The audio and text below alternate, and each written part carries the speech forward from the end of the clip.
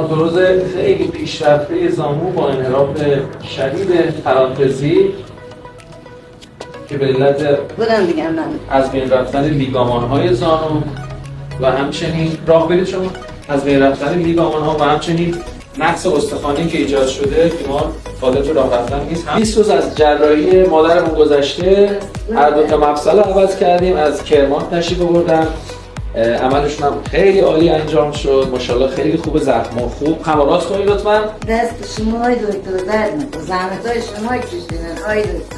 ایشالا 120 تا سایه تو بستر ما سلامت باشید، زنده باشید. شما بسر مایه زنده باشید. حالا یه مقدار درد داشتن که خب طبیعیه بعد از جراحی، کاملا این دردا طبیعیه ولی یواش یواش از بین میره. خب راه رفتنتون هم ببینید، تشریف برید پایین. ببینید راه برید لطفاً. ماشاءالله. دست شما در نکنه. اینم مادر دور بزنید. اینم راه رفتنشون بود بعد از 20 روز بدون واکر، بدون وسیله کمکی. دست شما در نکنه. سلامت.